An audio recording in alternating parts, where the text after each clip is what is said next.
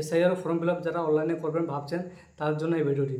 SIR form fill up করার সময় যখন আপনার এপিক নাম্বার দিচ্ছেন, এপিক নাম্বার দেওয়ার পর ওখানে শো হচ্ছে যে ভোটার কার্ডের সঙ্গে মোবাইল নাম্বার লিঙ্ক লাগবে।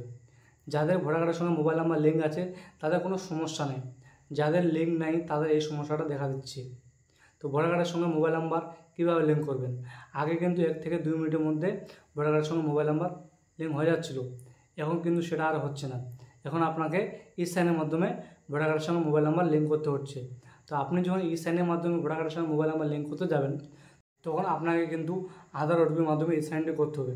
তো আধার কার্ডের সঙ্গে যদি মোবাইল নাম্বার লিঙ্ক না থাকে, প্রথমত আপনারা আধার কার্ডের সঙ্গে মোবাইল নাম্বারটি লিঙ্ক করে নেবেন।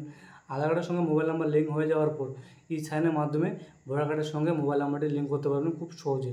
তো ভিডিওটি এই পর্যন্ত। ভিডিওটি কেমন লাগলো কমেন্টে অবশ্যই জানাবেন। আর ইউটিউব থেকে দেখলে চ্যানেলটিকে সাবস্ক্রাইব করে দেবেন, আর ফেসবুক থেকে দেখলে নিচে ফলো বাটন আছে, ফলোটি একটু করে দেবেন, আর ভিডিওটি শেয়ার করে দেবেন, অন্যদেরকে দেখার সুযোগ করে দেবেন।